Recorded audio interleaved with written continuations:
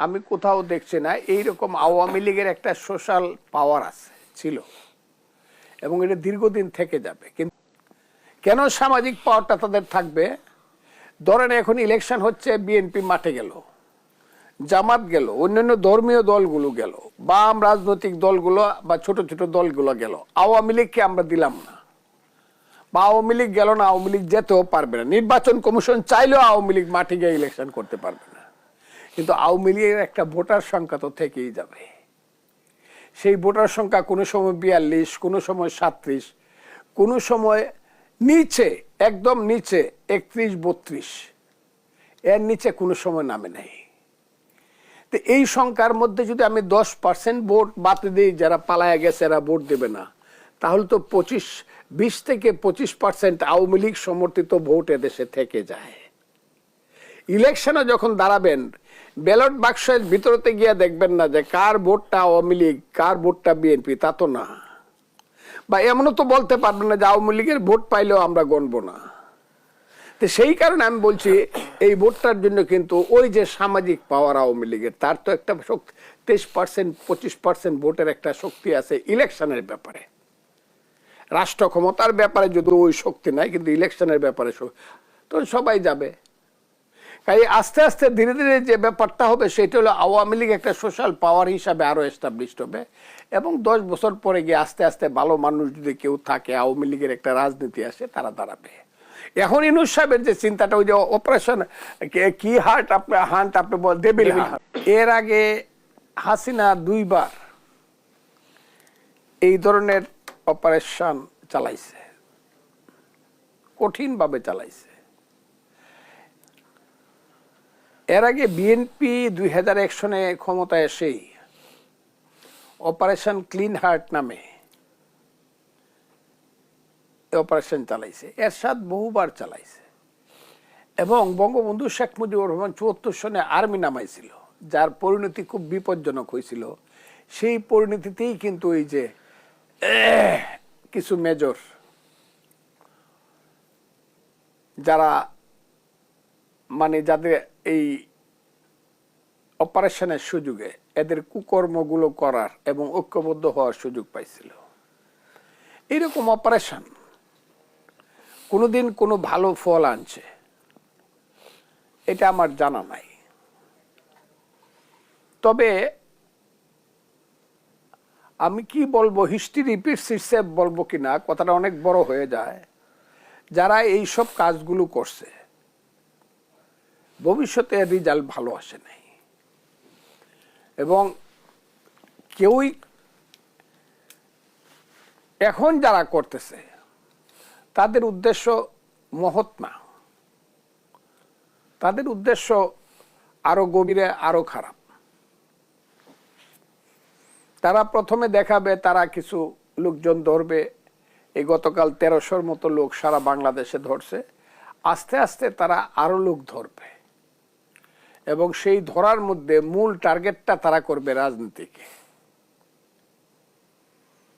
আমি চাই না এবং আমি জানি আমি চাইলেও লাভ হবে না। নিশ্চিতভাবে এই দেশে আমি বলি আওয়ামী লীগের লিখতে 10 বছর লাগবে। আওয়ামী লীগ মাঠে এখনই নামবে, এগুলো যারা চিন্তা করে এরা বাতুল চিন্তা করে, বাতুলতা। কিন্তু তারা তো সোশ্যাল মিডিয়া এখনো হাক ডাক, সোশ্যাল মিডিয়া বাদ দেন, ওই যেভাবে চুলে ধরে পিটাইতো আওয়ামী লীগের সময় মেয়েদেরকে, আজকে দেখলাম শাহবাবে সেইভাবে মেয়েদেরকে পিটাইছে, জল কামান ছাড়ছে, অনেক সাউন্ড গ্রেনেড মারছে। এদের তো কোনো পরিবর্তন নাই। কাজে এই অপারেশন ইউনূস সাহেবের এটা হলো লোক দেখানো এবং এটা হলো জটিলতার দিকে, অন্ধকারের দিকে দেশকে নিয়ে যাবে। তাহলে যে আপনার গাজীপুরের ঘটনার পর থেকে আসলে অপারেশনটি শুরু হয়, গাজীপুরে আমরা দেখছি যে রাতের বেলা যে অস্থিতিশীল একটি পরিস্থিতি তৈরি হয়েছে, ছাত্রদেরকে মারা হয়েছে, এরপর থেকে কিন্তু আসে এই ধরনের পরিস্থিতির সাথে মোকাবেলা করবে কিভাবে? গাজীপুরে যা ঘটেছে এগুলো বললে তো এখন কি বলবো আপনার, গাজীপুরে যা ঘটেছে, গাজীপুরের ঘটনাটা সামনে আসতেছে না, সঠিক পিকচারটা সামনে আসতেছে না। এরা কারা? ওই যে ছাত্র আন্দোলন, বৈষম্য বিরোধী ছাত্র আন্দোলনের নামে বাড়ি পুরাইতে যায়, এরা কারা? এবং সেইখানে যদি বাড়ি পুরানোর বিরুদ্ধে কেউ থাকে, সেখানে যদি বাধা দেয় একজন আওয়ামী লীগের লোকের যদি কিছুটা শক্তি বা কিছুটা সমর্থন মানুষের মধ্যে থেকে থাকে, থাকতেই পারে, এত তাড়াতাড়ি তাদেরকে উপড়ায় ফেলবেন কি করে? এখানে একটা মারামারি হয়েছে, দুইটাই আমি সমর্থন করি না। আপনি কেন যান একজনের বাড়ি পুরাইতে, আর আপনি কেন একজনকে মার্ডার করেন? দুইটাকে আমি অসমর্থন করি, সমর্থন করি না, ঘৃণা করি, প্রতিবাদ করি। বাড়ি পুরাইতে যাবে না, বাড়ি তালা মারতে যাবে আইনগতভাবে পুলিশ, তালা মারার অর্ডার দিবে আইন এবং বিচারক, এবং সেই অন্যায়কারীরা যারা আছে তাদেরকে কোমরে দড়ি বেঁধে হাতে হ্যান্ডকাপ লাগিয়ে কোর্টে হাজির করবে, না পাইলে পরে তাদের বাড়ি ঘরে তালা মেরে দিবে। এইখানে ওই যে বৈষম্য বিরোধী ছাত্র আন্দোলন নামে কিছু লোক গিয়া দেখাইলাম যে বাড়ি পুরাইলাম, আবার যা আছে বাড়ির থেকে সব লুটপাট করলাম, এই যে আরম্ভ হয়েছে, আমি আপনাকে খুব ক্লিয়ার করে বলি, এই যে আরম্ভ হয়েছে বাড়ি পুরানো, দেশ তো এখানে শেষ হবে না কিয়ামত পর্যন্ত। বাঙালি জাতি থাকবে, বাংলাদেশ থাকবে, বাংলাদেশিরা থাকবে, কিন্তু বাড়ি পুরানোর যে কালচারটা শুরু হয়েছে, আমি কি বলবো, এর চেয়ে সর্বনাশা একটা সিদ্ধান্ত এই পৃথিবীতে, এই দেশে কোনোদিন হতে পারে না, কোনোদিন হওয়া উচিত না, একজনের বাড়ি পুরায় দেওয়া। বলে আমি ফজলুর রহমান, আমার সামনে বাপের বেটা কেউ আসো, সংস্কারের আলাপ করি, বাপের বেটা বললাম। সংস্কার আমি 60 বছর পলিটিক্স করি বাংলাদেশে, জীবনে কোনোদিন সেকেন্ড হয়নি কোথাও, স্কুল জীবনে আমরাও লেখাপড়া করছি, আমরা পলিটিক্যাল সায়েন্সে আমরাও সর্বোচ্চ ডিগ্রি নিছে, আমাদেরও অনেক কিছু আছে জানা। আমার ওই আমেরিকার থেকে যাদেরকে আনা হয় এখানে সংস্কার করার জন্য, আমি এই সংস্কারে বিশ্বাস করি না।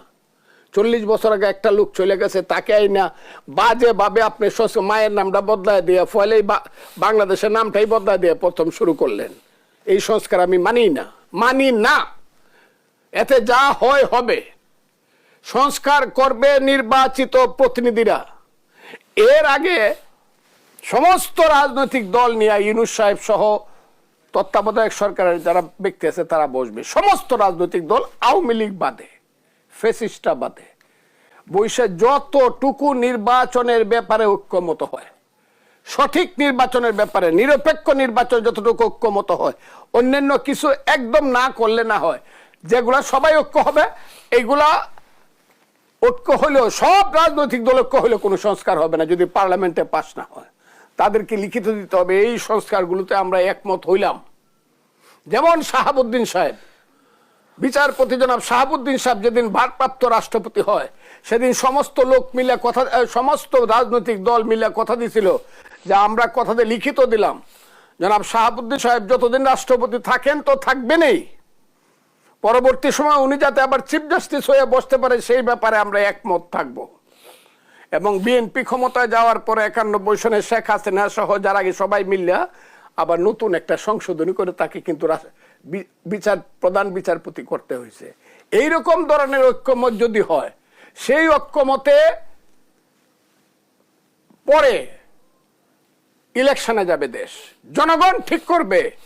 যেগুলো আমরা একমত হইতে পারলাম না সব দল, জনগণ ঠিক করবে তারা কোনটা চায়, এবং তারা চাইতে হইলে নির্বাচিত বেশি যারা হবে, প্রথমত মেজরিটি, তারপর 2/3 মেজরিটি, তারা এই দেশে ওই যে সংস্কারগুলো, যেমন বিএনপি 31 দফা সংস্কারের প্রস্তাব দিতে আজকে 2 বছর যাবত, কিন্তু এই ব্যাপারে অন্য দল যদি একমত না হয়, বিভিন্ন ব্যাপারে তারা এটা হেল্ড আপ থাকবে। ওই বিএনপি ক্ষমতা যাইতে পারলে বলবে জনগণ আমাদেরকে দিছে 31 দফা করার জন্য, আমরা এটা বাস্তবায়িত করি। জামাত যে দাবিগুলো দিছে, জামাত যদি বেশি ভোট পায়, বেশি সিট পায়, তারা বলবে আমরা এটা বাস্তবায়িত করলাম, কারণ জনগণ আমাদেরকে এই ব্যাপারে ম্যান্ডেট দিছে। এর বাইরে না পিতার নন্দী, খুরার চামড়ি, তোমরা এই দেশে বৈশা 10টা ভোট পাইবা না, 2% ভোট নাই সারা বাংলাদেশে, বড় বড় কথা বলো। রাস্তাটা হাইটে গেলে 10,000 মানুষ দেখলে একটা মানুষ সালাম দেয় না, তোমরা হইলে বাংলাদেশের নেতা না। এই যে ঐক্যের প্রক্রিয়ার কথা আপনি বললেন, রাজনৈতিক দলগুলোর পরিবর্তনের ক্ষেত্রে বা সংস্কারের কথাই যদি বলি, সেই প্রক্রিয়া আমরা কতটা এগোচ্ছি? এইভাবে দেখেন, বিএনপির একটা প্রস্তাব আছে, রাষ্ট্রপতি এবং প্রধানমন্ত্রীর ক্ষমতার ব্যালেন্স হবে, অ্যাডজাস্ট হবে। একটা প্রস্তাব আছে 2 টার্মের বেশি প্রধানমন্ত্রী থাকতে পারবে না, টানা 2 টার্ম। এই জিনিসগুলো সবাই একমত। কিন্তু একটা আপার হাউস হইতে পারে, আমার ধারণা হলো আপার হাউসের ব্যাপারে মোটামুটি ভাবে সবাই একমত। ঠিক আছে, একটা সঠিক নির্বাচন হোক এইভাবে এইভাবে এইভাবে, খুব ভালো, এইসব ব্যাপারে সবাই একমত।